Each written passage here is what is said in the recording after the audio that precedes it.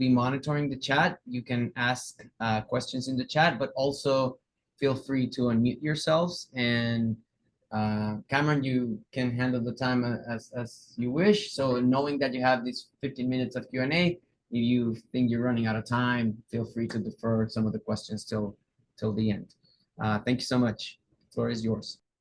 Great. Thanks, Luis, for hosting this, and everyone for giving some attention to this, given all the things that are going on. Hopefully it's at least a bit of a fun distraction from the news cycle right now.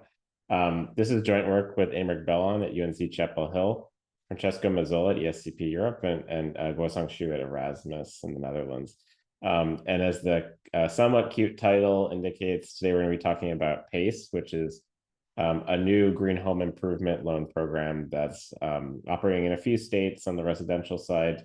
Florida is going to be the empirical setting for today.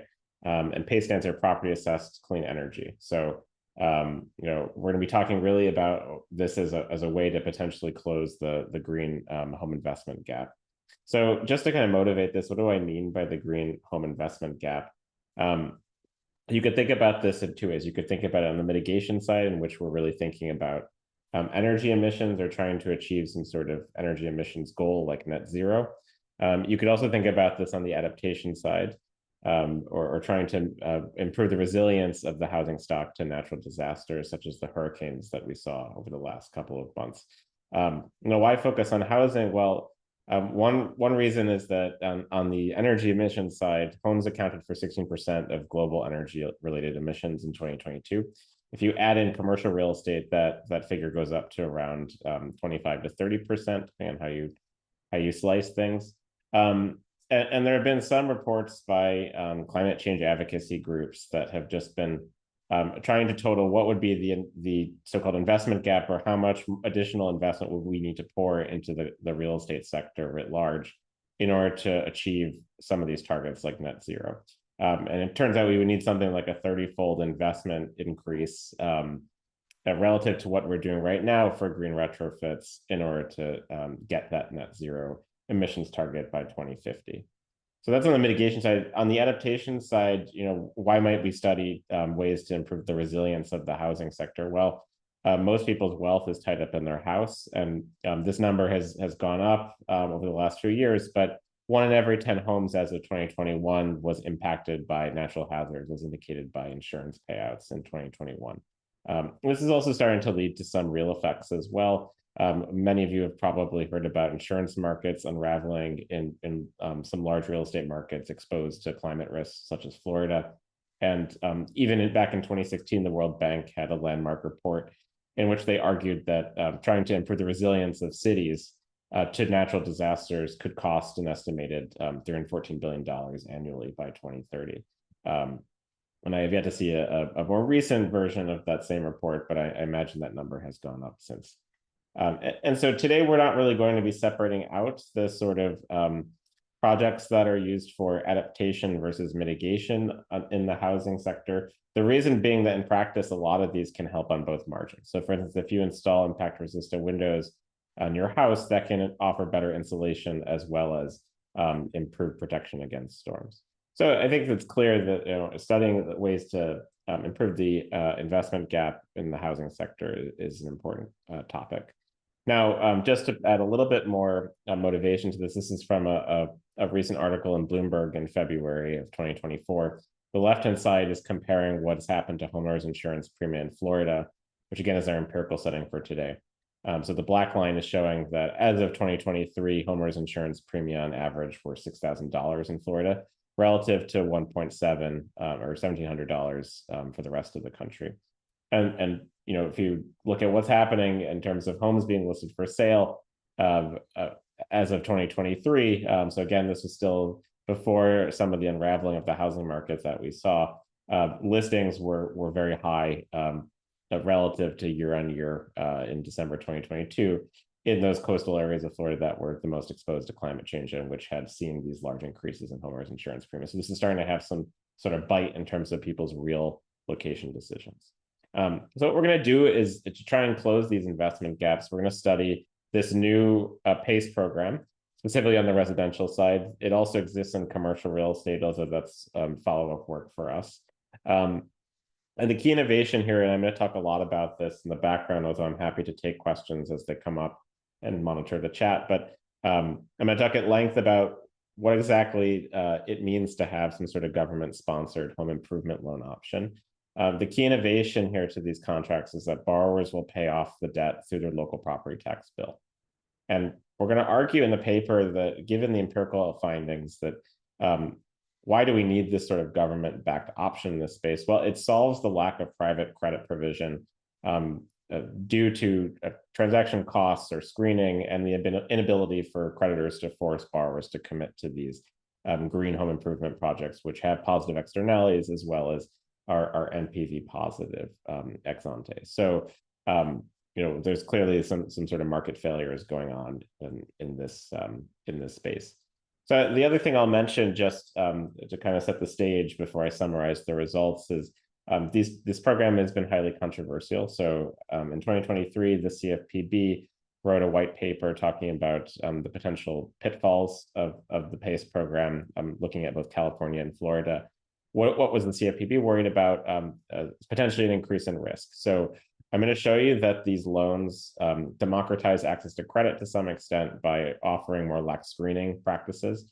That could also open the door for potential predatory lending. The other main friction that they introduced is that the publicly backed nature of these loans breaches the priority of traditional mortgages. So in other words, if you have a primary mortgage attached to a property and then you get a PACE loan, the government is always going to have a super senior claim to the collateral in the event that you default. And so there's a question of what could happen to primary mortgage markets if creditors then have to take a backseat role to these PACE loans. So if that's an unfamiliar concept to you, I am going to talk about these background details in more detail as we go along here. But ultimately, it's a question, can we assign some numbers to the strengths of these forces? Do we think that this increase in risk is enough to outweigh the benefits on the efficiency side, namely allowing financially constrained households to invest in these green projects that improve home equity values? Okay, so that's really where we're coming at the PACE program in this paper. Cameron, one quick question. If you could elaborate a little bit more on why would we expect an increase in risk, especially if these mortgages have these super seniority, right? So why are we worried? Risk for whom? I guess that's my question. Yeah, so there's just kind of a secular notion of increased risk because you're offering households more credit, right? So it could just be that their combined LTV in the property is higher. Presumably that'd be priced into higher interest rates. But really where the risk comes from is that relative to the closest private market loan option, which would be like a home equity line of credit, these loans feature more lax screening practices. So I'm going to talk more about this as we go along here, but the key one is that the loan underwriters are not allowed to use FICO score as a determination of whether you get the loan. There are a few other things that also lead this to a more negatively selected borrower pool, but that's really the main one. Okay. Yeah, so that's just kind of setting the stage why we want to talk about this loan program. Let me just summarize the results, and then I'll get to the question that just appeared in the chat. So the first kind of key finding is just if we compare PACE borrowers to this sort of most comparable private market option, which would be a home equity line of credit or a home equity loan, the households that use PACE appear to be ex ante more financially constrained. So in particular, they tend to have lower income and wealth and reside in properties which are smaller, older, and have lower assessed values than home equity loans. So that's just kind of validating that this lower screening threshold is giving more negatively selected borrowers access to these loans. Second, we show that there is this big price appreciation as a result of the projects that are financed through the PACE program. In particular, if we just look at climate proofing home improvement projects that are funded by PACE, those properties after they sell subsequently experience a 20% bump in the sales price. There's going to be a much smaller bump in the tax assessed value, in part because of assessment limits. And so, you might be worried that this bump in home values might just be eaten up by increased tax bills, but that won't be the case. So in some sense, this is like not fully taxed away by the local taxing authority. We can also do some heterogeneity tests. Where is this huge price appreciation coming from? It seems to be driven more by the post-COVID period. So we're careful to do some tests where we look at, pre-COVID, to the extent that COVID might have created this unique situation in which people wanted to do a lot of home improvement because they were stuck at home for a big part of it. It also seems to be driven by window and door installs, consistent with climate proofing motivations in Florida due to hurricane risk being the salient driver here. Third is that, kind of consistent with some of the concerns raised by the CFPB and other advocacy groups, PACE loans do increase property tax delinquency rates. And since these borrowers are paying back the debt through the property tax system, essentially that's an increase in default rates on these loans. So in particular, we find that the ever delinquency rate goes up by around 20% relative to baseline within a year of origination, if you compare to a control group such as home equity loan to borrowers. And the effect does seem to grow over repayment, despite there being this fixed rate contract. Finally, we do evaluate the possibility that there could be some unraveling in the primary mortgage market because of the seniority of the PACE loan. And we don't find any evidence of crowd out in the primary mortgage market. If anything, we find a slight evidence in favor of crowd in, and we have a bit of a modeling framework consistent with the rest of the results in the paper that I'll come back to at the end, which I think rationalizes why there could be crowd in this particular setting. So let me just kind of, now that I've summarized the main results in the paper, let me just read a couple of the questions that have popped up in the chat. So Ryan has a question. PACE lenders have essentially no incentive to ensure repayment because of the super senior lien, so they have essentially no risk of loss. I think that's true. So I'm not sure if you mean the underwriters or the government acting as the lender, but the underwriters, as I'll get to, are basically just screening and collecting the fees. And so you could think about, the underwriters might have different incentives than the local government. That could feed into some of the negative selection of the borrower pool, certainly. And yeah, so we will talk about the role of the primary mortgage servicers here, and in particular, who defaults on PACE loans. It's going to very much be tied to whether or not you have an escrow account. And I'll talk about the proxy that we come up with for whether or not someone has escrow in our setting. So, and if I didn't answer your question, then feel free to just ping the chat and I'll come back to it. So that's just kind of the all the sets of different results we do in this paper. And then, kind of addressing this question of where do we fall on whether PACE is ultimately a good thing? Well, one thing we can do is we can say, from the perspective of the local governments that have to opt into this program, what is it doing to their revenues, right? So we have these two counterbalancing forces. There's the appreciation in the housing stock, okay? Some of that could be due to externalities. Some of that could be limited by assessment limits, for instance. And then there's this potential loss in tax revenues that comes from delinquency or these default rates that I mentioned. So we could see on net, what is this doing in terms of the revenues that the local government is able to capture from this? And we find that number is positive, right? So even after you account for these delinquencies, we do find that revenues are growing by around $300 to $600 per PACE loan year for the counties that are participating in the program. And we do some bounding exercises. So we could also ask, what would be the minimum amount of house price appreciation after PACE that would be needed in order for this to be, NPV positive from the perspective of the government's opting in. And we find that the pricing effects we get are much bigger than whatever that minimum threshold is. So even very, very lower bound versions of our estimates would give us a positive revenue calculation. I'll come back to this later on, but there's obviously there's other things that you could be thinking about that would play a role for the revenues or for just sort of a more general welfare metric that are not in this equation.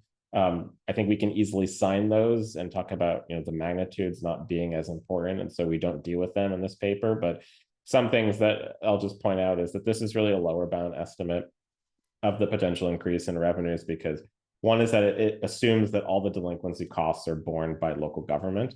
In practice, these PACE bonds are these PACE loans are securitized on the back end by muni bond funds. And so some of the costs of those delinquencies are borne by the investors in munis. And then secondly, you could think about potential spillovers to other tax bases locally, such as employment through the contractors that are hired to engage in these home improvement projects, or potential investment spending through peer effects. And so we have some follow-up work that we're doing on California that tries to isolate these channels in greater detail. Cameron, there's a question by Stein in the chat. I don't know, Stein, if you want to unmute or if you want to read the question. Sure. I was just wondering, Cameron, whether you thought about the cost of the subsidy. Yeah, so we haven't, it's not something we've looked at yet. So you're thinking like whether, this is getting priced into either the you made the point earlier, right, that the second best alternative in the private market is a HELOC that would have a much higher interest rate. So that interest rate wedge is in some sense the explicit cost.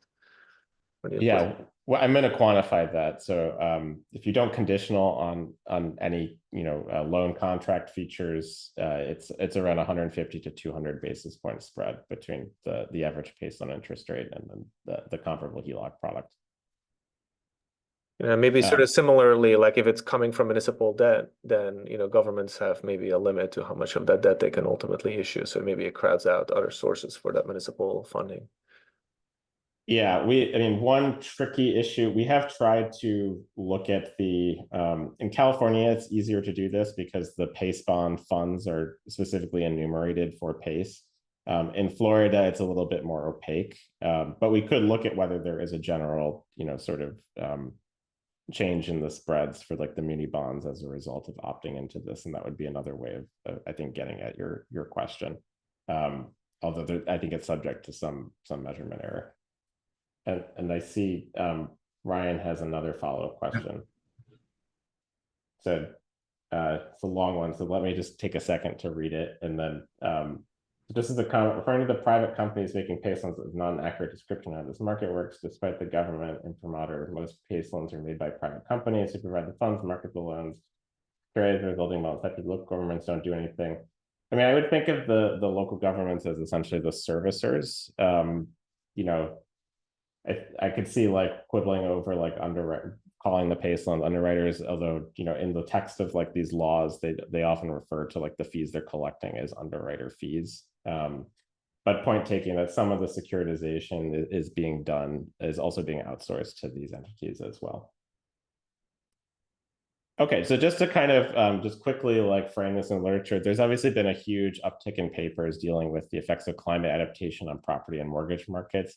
I think where we're coming in on this is we're looking at the first cost benefit analysis of PACE, which is about getting at individuals' home improvement investment decisions using comprehensive microdata. There's been a few papers that have focused on a particular type of home improvement investment, such as solar. We're taking a little bit more of a broad-based approach, and we're using permits data and classifying it to look at not just solar, but also or not just energy efficiency projects, but climate resiliency projects as well. There's also been some work on trying to quantify the grid investment gap. I think where we add to this is really highlighting the role of households' financial constraints in a developed country context. And then more on the corporate finance side, there's been a lot of work done on green financial contracts for firms, as well as corporate environmental liens. And here where we're distinguishing ourselves is by looking at a local government-backed lending product and thinking about environmental liens that are linked to households rather than firms. So let me talk a little bit more about the institutional background, and hopefully this will address some of the questions that those who are not familiar with the PACE program might have. So these are loans for qualified energy efficiency and or climate proofing home improvement projects, where again, you pay back the debt through the annual local property tax assessment that you receive.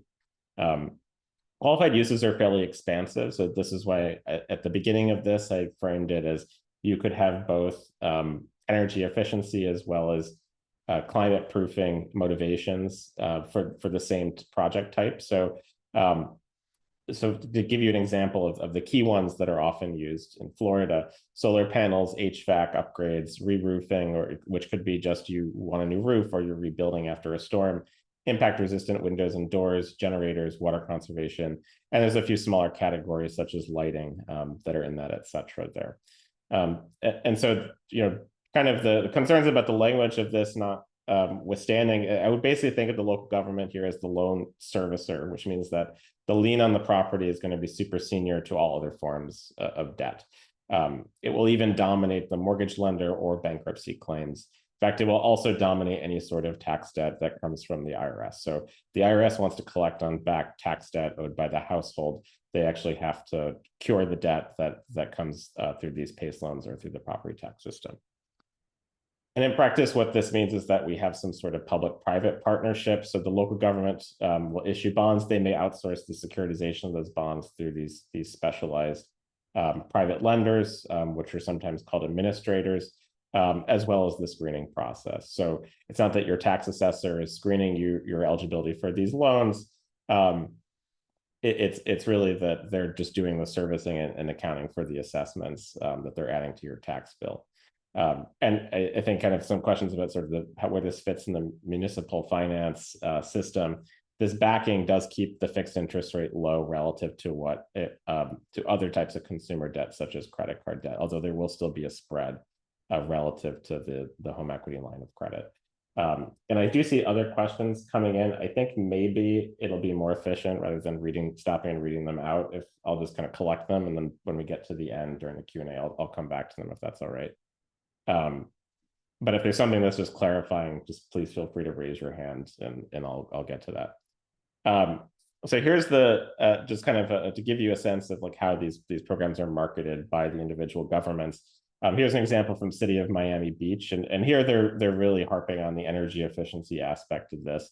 But in a flowchart sense, the way this works is that the property owner will sign a contract with the PACE program.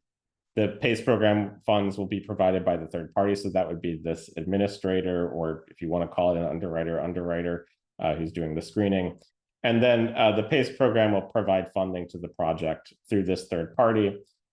The energy improvements will be completed by a PACE approved contractor. So there'll be a list of contractors that have opted into participating in the PACE program. And then the energy efficiency upgrades are completed. And then the final step here, indicated by number 4, is that the PACE loan will be repaid through these property tax assessments. So this will be a fixed rate contract. It'll be fully amortizing. The most standard length or term of this loan is 20 years, although you can have shorter terms or all the way up to 30-year loan terms. Okay, so I talked a little bit about how households are screened, and I think this is really where the difference comes in terms of the borrower pool and why there can be this increase in risk from the negative selection that results from the more lax screening. So first off, there are 2 ways to apply for this loan. You can apply directly through the district, which would be the coalition of lenders, or through the lender's website. You could also work with a registered contractor on the home improvement project, and they might, say, check this box if you want to apply for PACE funding to be put towards the quoted cost of this project, in which case the contractor will then forward your application to the district operating in that area. And then once you're at the screening process, I think the key thing here, that in terms of the lever that gets removed relative to a normal private credit option, would be that the lender can perform a hard credit inquiry on you, but they cannot use your FICO score in the approval decision. Now, why do they still do the credit inquiry then? Well, they can use that to uncover what your debt to income is, your payment delinquency, and bankruptcy histories. They also might use that to determine whether you meet some statutory requirements. So in particular, the loan cannot exceed 10% of your income annually, or 20% LTV using the ex ante market assessed value of the property. And you cannot have a combined LTV above 100%. Now, and I really want to emphasize this, people might be worried about sort of fraud in this system on the part of the homeowner potentially using the funds to be applied towards a non-green home improvement project. This is where I think sort of the paperwork aspect of this helps mitigate the scope for that type of fraud. The first thing is that there's going to be a notice of assessment that will list the loan contract terms. This will be filed with the town clerk with the borrower CC'd. Okay. And the final thing is that there's going to be a notice of commencement attached to the loan details, which will basically indicate what the home improvement project is. And in particular, what is the home improvement project that qualifies for the PACE program. And so what this means is that it would be difficult to commit fraud using the loan proceeds towards some unqualified use, because it would require that multiple entities are to some degree in cahoots on this. So you'd have to have the contractor lying about what they're doing in terms of work on the house, as well as the town clerk, not catching this mistake, as well as the homeowner using this for something else. So I think that kind of limits the scope for fraud. And indeed, I'm going to show you in the data in just a second that these do seem to be used towards the qualified uses as laid out by the program. Here's an example of a contract, and this is from a record that we FOIA requested. Property owner's name is technically part of the public record here, but I've redacted it just for the sake of privacy. So this would be like a loan disclosure form, the notice of assessment. It's a notice of assessment because there's going to be an assessment placed on the property that amortizes the loan amount at origination. So you can see here it lists what the qualifying improvement is here. There's a bit of a value judgment because the town is calling this an energy efficiency improvement. It may have been motivated by different reasons, but it's an asphalt shingle roof installation. The origination amount is $22,000 and change. There's going to be an interest rate of 9.99%. And then because it's a fixed rate loan over a 15-year term period, you can use standard amortization calculator to get a roughly $3,000 annual payment towards amortizing that loan. And there's some additional features here. So there's a page 2 of this that will talk about the rights and responsibilities of the borrower here. Now, this is a fairly rural county, an example. So here's what it looks like on the contractor side. So this is the contractor filling in what they're doing on the property. So they're asked to verify that they are in fact doing work on the correct property. What is the nature of the work that they're doing? And then the contractor's name and address, as well as the quoted cost of the project. So the quoted cost can be a little bit lower than the overall loan origination amount because the fees are generally automatically wrapped into that origination amount. So the quoted cost can be slightly lower than what shows up on the loan disclosure form. Here's just like an example. So the same property that I just listed in those 2 documents that we got through FOIA request, here's what's happening in Zillow to that property. So Zillow has this aerial photo of the property. You can see it's not a super high value property. It's currently valued, according to this estimate, at as of July 2023 at $132,000. You can see from the aerial photo there has been a new roof installed, as the 2 types of contracts indicated. And you'll see that around the time that the roof was installed, which would have been in summer of 2023, Zillow is picking this up and pricing in an increase in this estimate. So there does seem to be consistent with what I'll show you in the later empirics of bump in the valuation. Some of this will be reflected in increased tax assessed values, although not all of it. And there is actually a qualified use of funds here. And you can find other examples from these contracts, which I won't do in the interest of time, but I think this one is kind of representative broadly of what we're seeing in the data. A little bit more on PACE in terms of, so we're going to be focusing on Florida today, but I just want to note that PACE exists in some form in over 30 states. For the residential side of the program, it's really only in California, Florida, and Missouri right now. It's grown to around a $9 billion market as of the end of 2023. And then there are a number of states here where there's currently been legislation introduced at the state level for PACE to be operative in those states, but the individual counties ultimately have to decide whether they want to adopt the PACE program. So even if your state has a PACE ordinance on the books, the individual municipalities have to decide whether or not they want to participate. Here's sort of a first stage effect of PACE. So what we can do is we can look in the corpus of all the permit applications in Florida, and we can then look at all of the properties that have a PACE assessment attached to them. And we can try and classify those permits according to qualified versus unqualified uses. So we're going to parse the keywords on the memo that the clerk files with each of these permit applications. Okay, so other would be anything that doesn't have a clear PACE qualified use. Blue is going to be HVAC, gray will be roofing or re-roofing, green for solar, and then orange for windows and doors.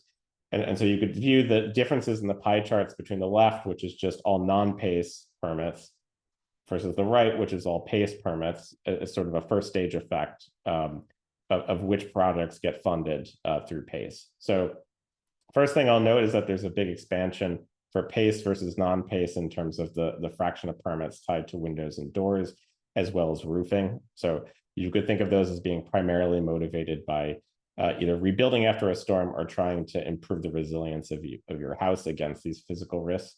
And then there's also a bit of a bump in terms of solar and a decline in terms of HVAC, perhaps because most people in Florida are primarily motivated by air conditioning if they're trying to do an HVAC install. On the other hand, solar, we do see some gains there. And importantly, we see that there's a big shrink in terms of the number of these permits that we are either not able to classify or that would fall under some sort of hodgepodge other category. And so ultimately, we tried our best to classify that other piece of the pie into some sort of PACE-defined use if we could. Sometimes the memo was just missing, but we do see that there's evidence of a permit within a year of the PACE loan being originated. Okay, let me talk a little bit about the data infrastructure here. So we're going to be using individual PACE loan data, which was hinted at in that pie chart I just showed you. So we have 55,000 and change property level loans, which have the assessor's parcel number tied to it. That's really key to linking to other features of these properties, as well as the households and any mortgages and liens they've had to date. So in particular, we're going to merge to almost the entire suite of CoreLogic data products, including owner transfers, which gives us the sale history, mortgages, which gives us any loans that have been tied to that property, and taxes, which give us the assessments, as well as the tax bills. We're also going to look at liens, so in particular, involuntary liens, which you pick up any sort of delinquency flag on the property tax side of things. Again, because you're paying back the bill through your property tax assessments, this lien flag would be akin to a delinquency on the PACE loan itself. Finally, we'll have building permits data, which will track building permit applications. We'll focus on the applications that were actually completed. So if there was any sort of aborted project, we won't be dealing with those in our sample. And we're going to use these to develop a new keyword parsing approach to classify the green home investments along the lines I showed you in that pie chart. Finally, we'll use standard HAMDA data, which gives us some applicant demographic information as well as approvals and rejections. And we can do this to look at whether primary mortgage market lenders are responding to PACE by changing their approval rates in some way, given that they worry about this super seniority friction that I mentioned at the beginning. Okay, so for some of our diff and diff analysis, we're going to be using the staggered rollout of PACE across counties in Florida. So here's just an interactive map showing you how PACE has evolved in Florida over time. And I can see some, I think there was a comment in the chat, I'm just kind of eyeballing it, but I'll come back to it in more detail later about some of the additional controversies of PACE. One of them has been that there have been legal challenges. Some of this has to do with sort of the door-to-door salesman aspects of the contractor. So there's been some consumer protection lawsuits launched against PACE. There's also a newer wave of lawsuits that has been launched in the last couple of years that is more on the assessor side of things, arguing that essentially that the terms of the agreement signed between these specialized administrators who screen the loans and do some securitization are not valid under the state legislation. So there's been kind of two waves of legal challenges to PACE. Most of these have been clustered in the post-2020 period. So in our main diff and diff results, we're going to focus on the pre-COVID period where we have this sort of absorbing treatment status. Cameron, yes, Luis. Is it reasonable to say that the staggered rollout, the order in the staggered rollout is random, or is there you know, why was it happening in some before others? Yeah, that's great. So, and this actually lines up nicely with what's happening in terms of the current legal challenges to PACE. Turns out that a lot of the legal challenges currently have to do with the assessors not liking the way that the PACE program is being administered. And that shows up in the data as well. So if we just run a predictive regression on whether a county has PACE adopted at a given point in time on a battery of characteristics, and so here I'm just showing you some of those columns. We've also added in municipal balance sheet characteristics from the census. Those don't seem to light up at all in a consistent fashion. What seems to matter once you control for county and your fixed effects, so what is actually driving the timing of these PACE decisions, the assessor seems to matter in that decision. So in particular, we coded up all of the assessors and whether they were staying in their position at a given point in time in that county. And we found that in the years when there's an assessor that leaves office, you're less likely to rock the boat by having PACE adopted. However, if you have a new assessor that comes in to an area that seems to be generally concerned about climate change, as indicated by the climate change survey, then that will increase the probability that you adopt PACE in that year. So the assessor seems to have quite a bit of sway here. And in particular, it seems to be these retirements of assessors in Florida. That was that's driving my this. follow-up question. So if it's determined by the turnover of assessors, like what determines that turnover? They just stay until they retire? Yeah, so we unfortunately don't see whether it's a retirement explicitly. Basically what we can do is we can say whether this person looks older, and so we don't have any systematic data on that, but anecdotally it seems to be driven by retirements rather than someone being defeated in an election process. So to answer your original question, it's quasi-random variation to the extent that this seems to be assessors turning over for idiosyncratic reasons that are specific to them and not driven by things that would be other shocks to the housing market that might be correlated with PACE adoption. So just to kind of summarize that conversation with Louise, because I think it's key for the some of the mortgage market analysis that we do. We don't find any systematic relationship between PACE being adoption at a given time period and basic demographic characteristics or municipal financing constraints, as you can proxy for them. What seems to matter systematically is that there's some turnover in the tax assessor's office, and that can move the needle on early versus late adoption of PACE depending on how climate focused the populace is in that area. Here's the result I mentioned on comparing a PACE to what would be the most comparable private market option, which would be a home equity line of credit or a home equity loan. If you just look at sort of imputed measures of purchasing power as disposable income, regular household income, wealth, the number of credit cards that household seems to have access to from Data Axle, which is a marketing research firm, as well as things like the characteristics of the property, I think they all go in the same direction, meaning the following. So the PACE borrowers, they tend to be younger, they tend to have less purchasing power, less income, less wealth, less access to credit cards. They're more likely to have a tax lien placed ex ante, meaning they're more likely to have a history of delinquency. And then if you look at the property characteristics, they tend to be smaller properties of lower value and older. So it may be that they're also negatively selected in terms of needing some capital expenditures because of the advanced age of the structure. Okay, so this all leads us to believe that there's some negative selection in PACE relative to the private market option. I think this gets at a little bit of trying to quantify the borrowing cost here. So we were interested in the spread between the interest rate being charged on a PACE loan versus the interest rate being charged on a home equity line of credit. So what we did was, we're not usually given the interest rate in the data that we receive for the PACE program through FOIA request, but we're able to back it out using the other loan contract feature. So we take that interest rate for the PACE loans and we compare it to essentially a matched sample of home equity loans used for home improvements that we can isolate in the HAMDA data.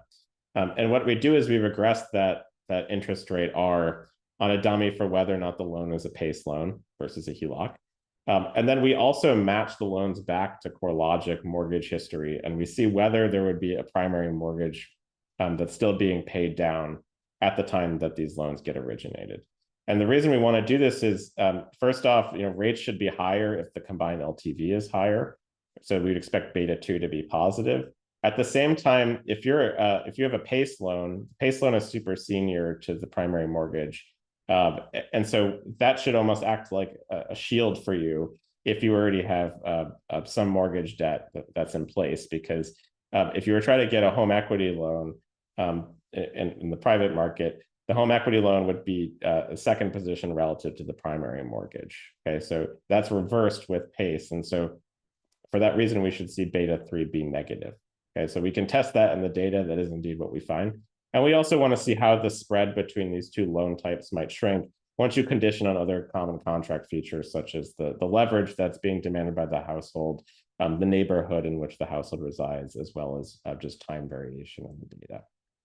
And we can also just test, if you want to think about this in a hypothesis testing sense, beta 2 plus beta 3 equals 0 would mean that this super seniority effectively cancels out any sort of additional interest rate pricing that might occur because you have a primary mortgage. And the reason is that the government can always get their money back if the household defaults. They can do this through tax liens. They can always move to foreclose. And in fact, we don't find any record of a tax deed foreclosure from these severe delinquency cases in the data. It could be that those delinquencies were cured just by selling the property, but we don't see any severe cases that showed up in an auction proceeding. Okay, so here's just the data on the spread for a PACE loan versus a HELOC. If you're just a condition on the origination year, it'd be a 200 basis point spread roughly. If you look at once you condition on the neighborhood, as indicated by the census tract, or the LTV bins, then that spread will shrink on average to 58 basis points. And then consistent with the idea that if you have more leverage on the property, the loan itself will be riskier. There's going to be an additional 31 basis points that gets tacked on if you're still paying off a primary mortgage. Okay, we can also restrict to different term lengths. So if you look at a 30-year term, that would be the longest term you can get for a PACE loan in the data. You see that the spread widens a bit. So at the long end of the yield curve, there's going to be this larger spread for PACE versus HELOC. Now, the other thing I want to highlight in this table is just getting at the value of the super seniority that does seem to act as a shield for borrowers that already have a primary mortgage when they then seek the home improvement credit. So in particular, beta 2, the effect of having a primary mortgage is positive on interest rates. But if you have a PACE loan and a primary mortgage, that roughly cancels out the effect. And then the p-value on those two effects being equal, we can't reject the fact that they're equal, is what that says. So in other words, we find empirical evidence that super seniority is baked into how the loans are priced. Okay, so that's yeah. I think can I ask you a question? Yeah. So on the interest rate table, this is kind of a weird exercise because there is very little variation in PACE loan interest rates, except for what comes through, or at least you should have found that, unless you've done something wrong. I mean, yeah, you can. Yeah, I think you're calculating something wrong here. So you mentioned the CFPB white paper. That's my white paper. That's why I keep giving you grief about these things in the chat. Sorry about that. There is very little variation in PACE loan interest rates. We found that for the loans through 2019, it was basically the interquartile range was like 70 basis points. It's all clustered around one middle point. And so I suspect those tails that you're finding are a problem with the calculation rather than something real. Most of the variation that you'd find would be that PACE loan rates have risen as just overall interest rates in the economy have risen as you get into the 2020s. Mm-hmm. So I think you are capturing here some combination of either miscalculating the interest rates through the backing out process, or you're calculating the variation in the HELOC interest rates is coming behind that, right? So like the PACE interest rate stays the same, but depending on your neighborhood, like you could get a different HELOC rate, but That's capturing So something very different than what you're trying to So get let me there. say a couple things there. So it's nice to meet you, by the way. We've learned a lot from reading the CFPB paper. Yeah. So first off is you guys, I think some of your summary statistics combine California and Florida. So we tried our best to see if whether our numbers made sense. Our average pace rate seems to match your guys pretty well in the summary statistics that you reported. So that was kind of the first thing that we looked out for. The other thing that, so in this distribution I'm showing you, this is just for Broward County, which is one of the largest PACE loan markets in Florida, where we were able to actually back out the interest rate using the fact that we have the origination amount as well as the loan term information. So I don't think there's a lot of scope for measurement error there. This distribution I'm showing you, you're correct. Some of this is just time variation, so we're not taking out the time fixed effects here. I think if we were able to, like, I don't have this in the slides right now, but I bet we would find that like the standard deviation is pretty small for the interest rates on the PACE side. And so a lot of the spread is just comparing what's going on in the HELOC market versus the PACE market. We can talk a little bit more offline if you think there's something that we're getting wrong here. But, you know, I think that like some of these concerns about there just being a lot of variation across neighborhoods or, you know, we're getting the loan calculation, the interest rate calculation wrong. I don't see a lot of scope for that here. But if you think there's something else that we might be missing, then we definitely want to catch that. Yeah, I think so. We can leave aside calculation things. Probably it's fine. I hadn't caught those details. I do think that you're capturing more of the variation in HELOCs than the variation in PACE, which means that that's just conceptually an odd exercise that you're doing in that table. I mean, we do have the time fixed effects in there. So, I mean, right, you know, that'll handle that, but it won't, but like if you're getting at the things that explain HELOC rates, it's like if PACE rates were literally constant and like all you would be explaining here is what's the effect of, like, how do HELOC rates vary by whether or not there's PACE there, which is just a weird thing to kind of think about, right? I mean, I see where you're going with this. I mean, we do find that like PACE rates have gone up over time. So, I mean, it's not like it's a fully like, yeah. Right. I mean, it's not literally constant, but it's like the variation over time is going to be the variation of interest rates in the economy from the Fed and whatnot. Anyway, right. I don't need to keep harping on this. You can go on.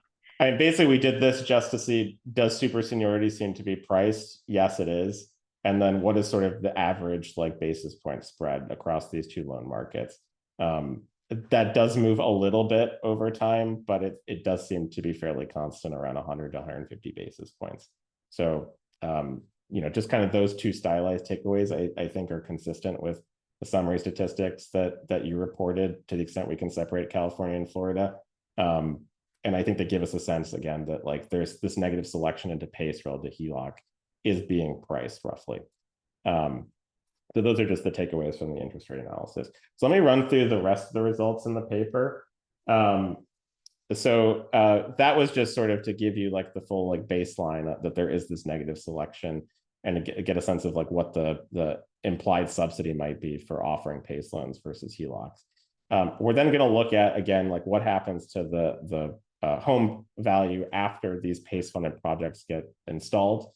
To do that, given that there is this strong negative selection into PACE, we're going to look at within the pool of PACE borrowers, early versus late, again, sort of implicitly using this variation of the staggered rollout, as well as kind of holding fixed the relative subprimeness of the borrower pool by looking at within PACE versus HELOC.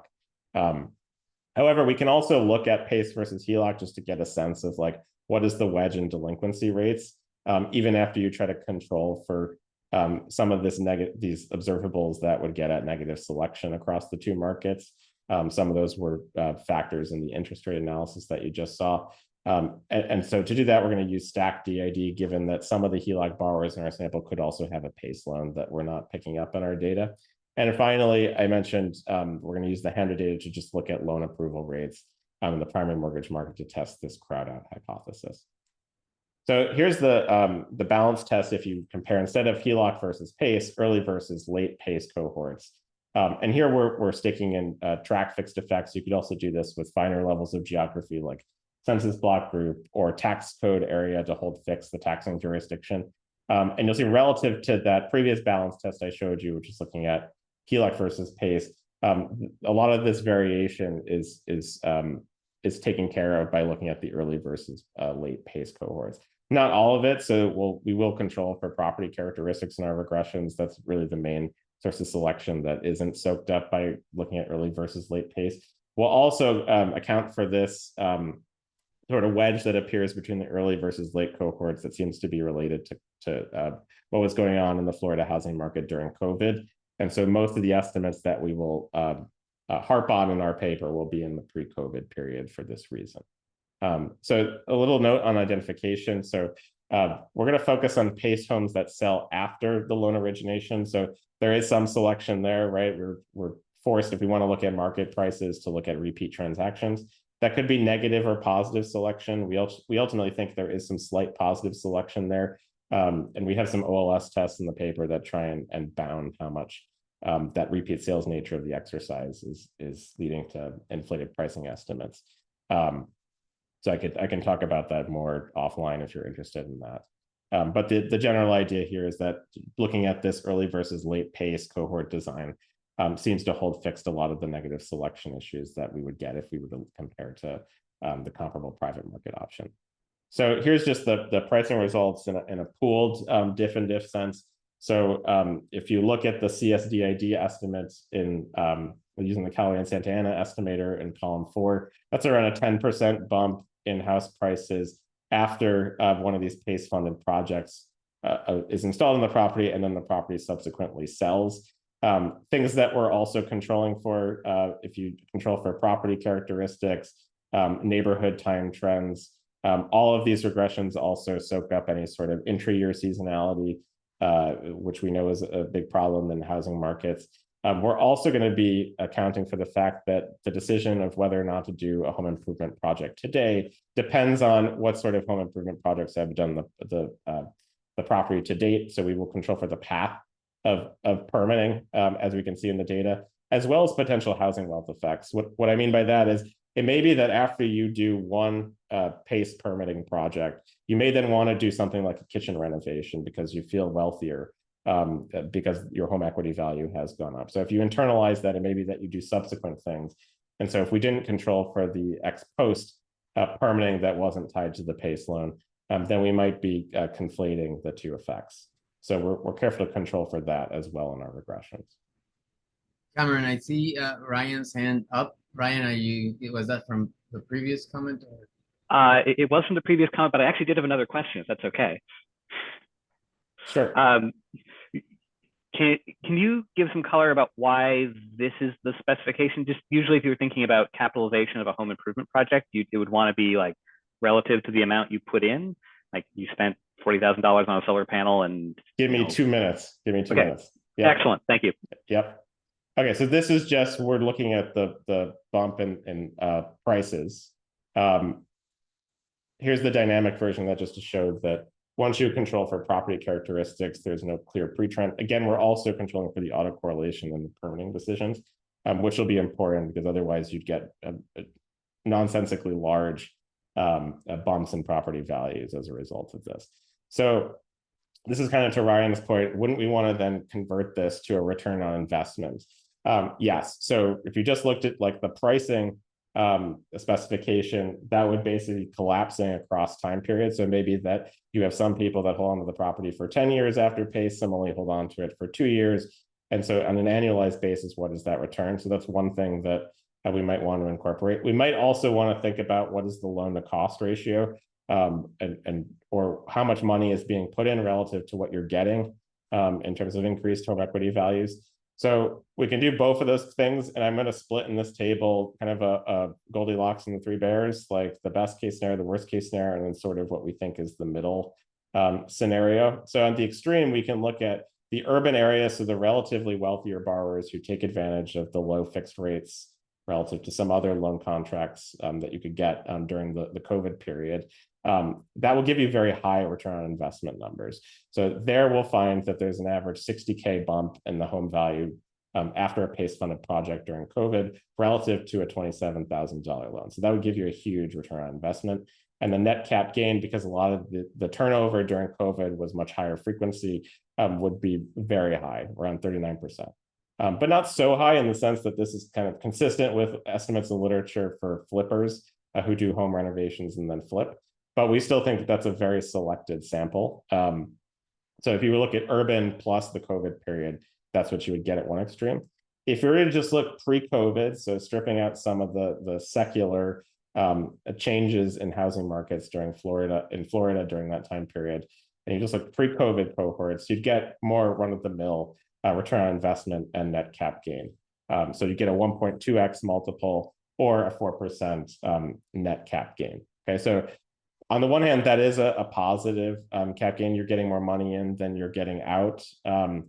On the other hand, though, that's kind of a weak return relative to what you could have earned on the stock market at that point. Now, that's also pooling some of these smaller pace projects, not the ones that are, I think, the highest ROI, which are hurricane proofing projects specifically. So if we subset to those and look at the pre-COVID period, then we get something that's more of a middle of the run return between this very selected urban plus COVID sample versus the all pre-COVID. There we get a 2x ROI multiple or a 20% net cap gain. So we can use the two lower ones, the 4% or the 20%, to inform our revenue estimates in terms of the cost benefits of PACE, and that just kind of gives us an upper lower bound. Some other things that you might be thinking about, what if we added in other things that represent cost to the households of engaging in the PACE program? You could think about permit fees, administrative fees. If you add in some sort of discounted change in the tax bill to the extent the assessor's office might realize that you installed a new roof and then increase your tax assessed value accordingly. These are going to be very small relative to the dollar values I'm showing you in this table. So the permit fees in our data are around $100 to $200. The administrative fees in Florida are capped at 4% of the loan amount over the full loan term. So this would mean, $1,200 for the average loan over a 20-year time period. It means that you're paying $1,200 over 20 each year. Now, one thing, and maybe Ryan, this is something you're going to add to the chat, but I do want to note that this is a little bit different than in California, where the admin fees can be much higher.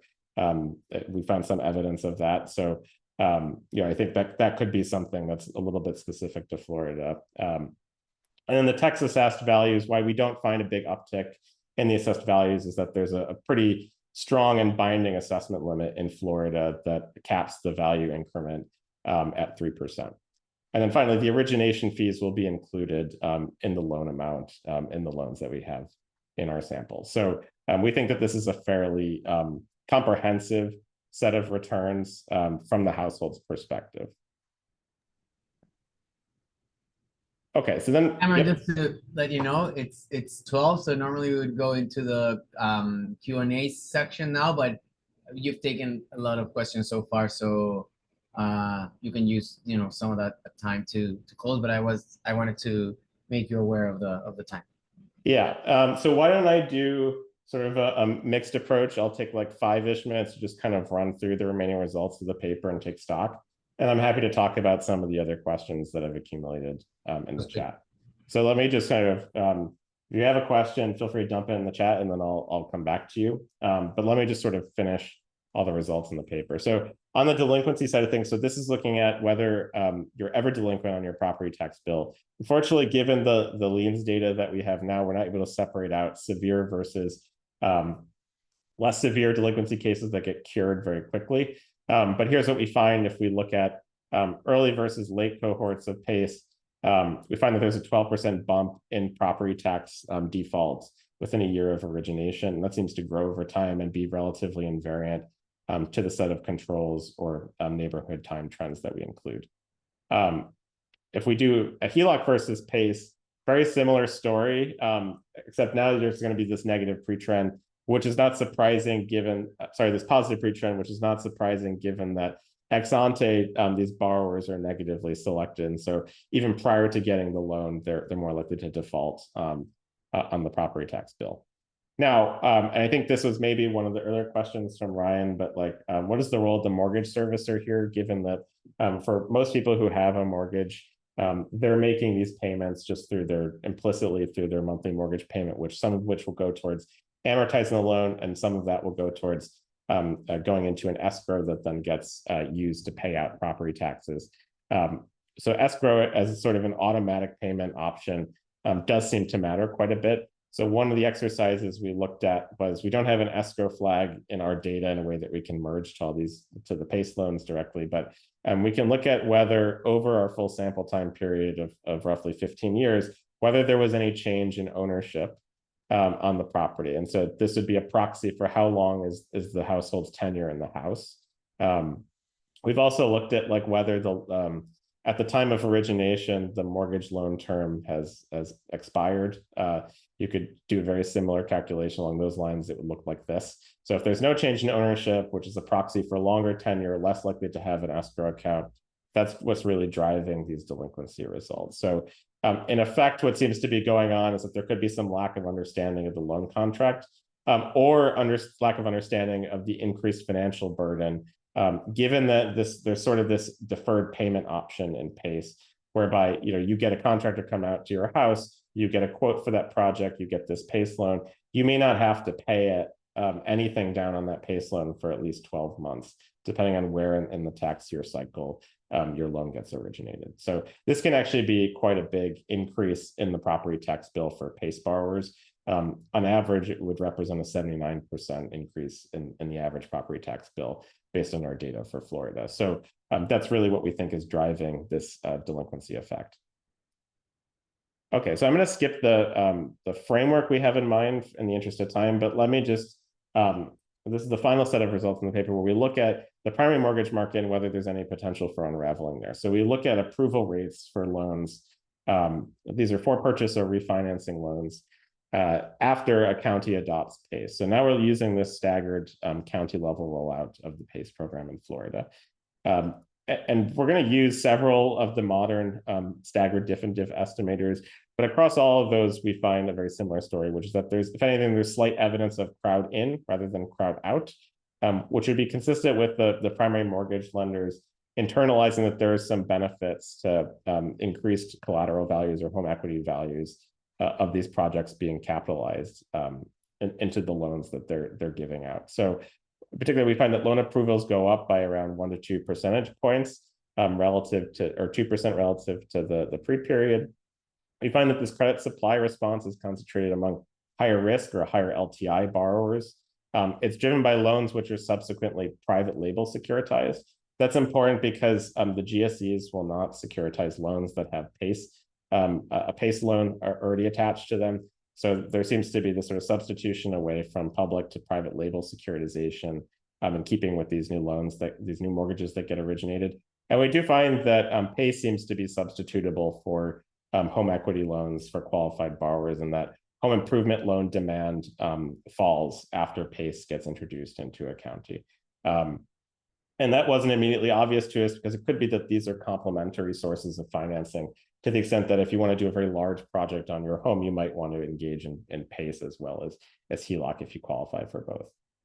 Here's just the diff and diff, the event study showing that there's an increase in mortgage approvals that grows over time for both for purchase as well as refinancing mortgages.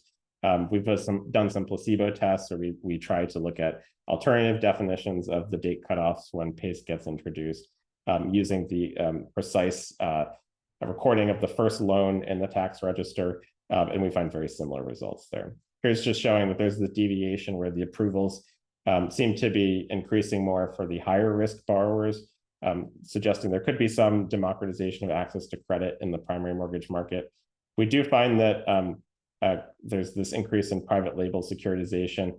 Early on in the history of the PACE program, and when it was first passed in California, Fannie and Freddie announced that they would not purchase mortgages with a PACE lien attached due to this super seniority friction. So I think this is consistent with the fact that the liquidity deterioration that might come with PACE adoption is being reflected in lenders' decisions.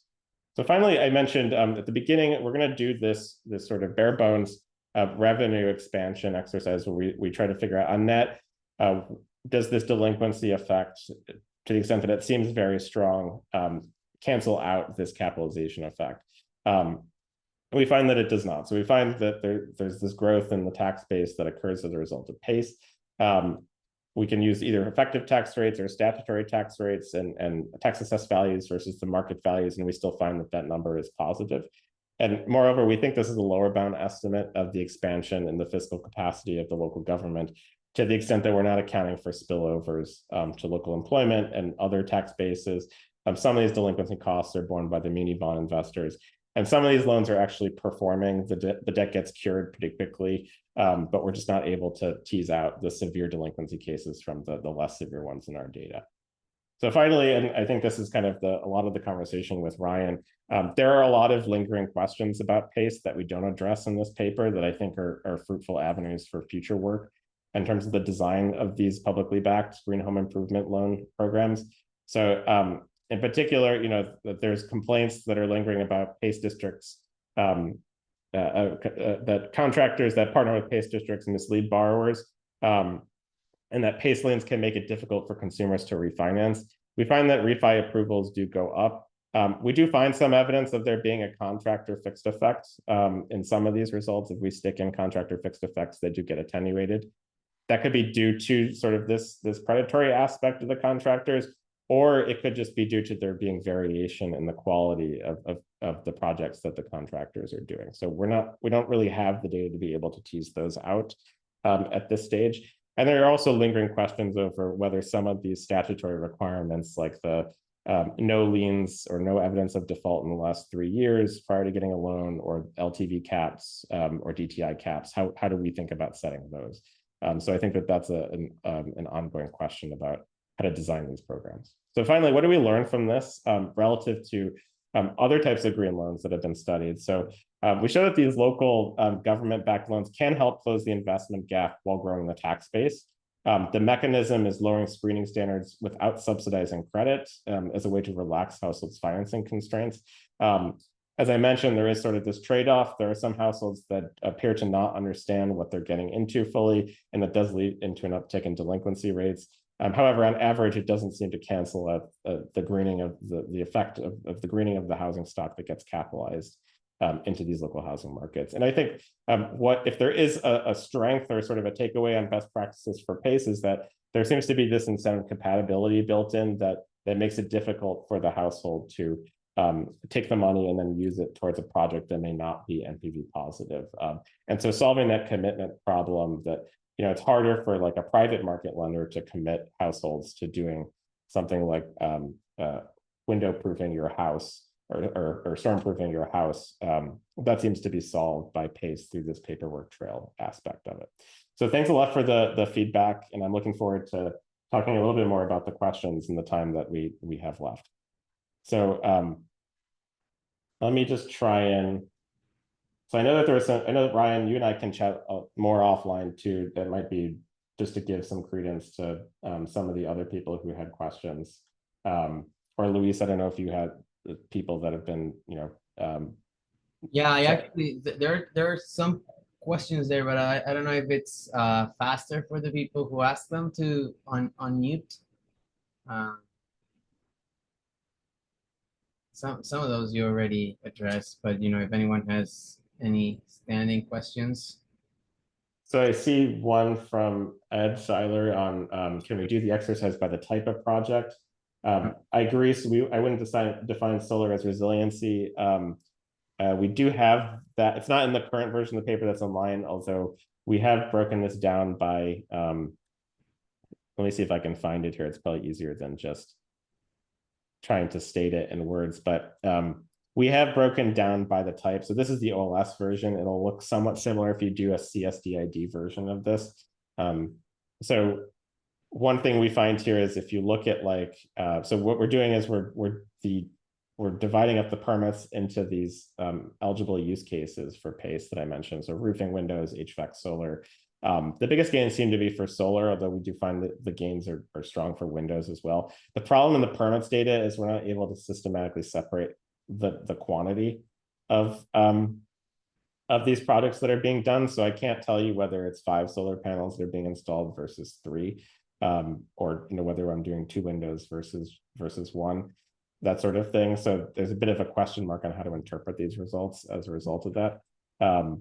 But that's something that we'd like to do if we had more data. And then I see one that's from Jason on Does the effect that we're reporting vary by the quality? Yeah, so that was kind of my comment about you could use the contractor fixed effect a bit as a proxy for quality. We don't really have too many details on the materials that are being used. The memos are not recorded for these permits in a super systematic way, so it's not like I can tell you. It might just say roof. Sometimes it will say shingle roof or asphalt shingle roof. But there's a little bit of a limitation in terms of how much we can dig into the quality dimension of these projects. I think those are the two other ones. Yeah. Oh yeah, for just Jason's question, I think it had two parts, and the other one's pretty interesting about the consumption versus mitigating risk type of project. So I see the one that's most recent about the delay in the loan being the first payment on the loan, and then what was the other one? I'm sorry. So Jason has a question that it started with the quality of the green improvement, but in particular it says the green improvements that directly lower energy consumption perform better than those that mitigate climate risks but don't have effects on consumption. You mentioned some of that. But... Yeah, so we don't have data on how much, for instance, the solar is lowering the energy bill for these households. One thing that we've been looking at, and anyone who's been working on homeowners insurance markets probably knows this, but the literature kind of lacks detailed data on individual premia that you can actually link to households. So we try to get at whether these pricing estimates make sense given the cash flow benefit or the increase of disposable incomes. If we look at the windows and doors aspect of this, though, we think that might feed into lower homeowners insurance premium costs. We don't find evidence of that there. These are kind of results that are not yet reported in the paper, but we didn't find any average effect in terms of insurance premia. However, we did find that PACE introduction and particular adoption of these windows and door impact resistant improvements, those seem to prevent some market unraveling, meaning that there's a decline in the number of contracts that get canceled in the areas that adopt PACE. So I would take that as some evidence, some loose evidence that the disposable income under PACE might be higher, and that contributes to some of these strong capitalization effects that we find in the data. The other thing I will note, that's another reason why our revenue estimates are going to be sorry, my screen is a little bit frozen, but if you go back to the revenue estimates, that's another reason why they're going to be a conservative estimate of the revenue expansion, because you could argue that to the extent that households will have more money in their pocket as a result of some of these energy savings or homeowners insurance premium savings, it might in the future make them less likely to default on their taxes. So there could also be this continuation term that loads positively in terms of the revenue collection. But yeah, so it would be great if we had more detailed data on the cash flow structure of this. I don't know if I got all of them, but I think you did. Okay, and I'm happy to follow up with anyone who has additional questions. There's other things in the paper I didn't have time to get to because we talked a lot about some of the controversial aspects of the program, but thank you all for your attention, especially given the importance of the day and everything that's going on in the world right now.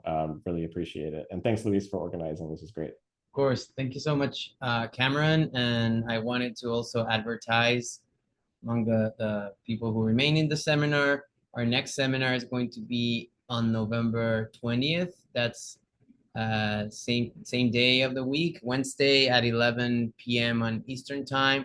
We're going to have Karen Pence from the Federal Reserve Board presenting on non-bank issuers and mortgage credit supply. Once again, thanks so much for coming. And if you think there's anyone that might be interested in being in the mailing list, send me an email and I will have it. Thank you, Cameron. Thanks again. Bye.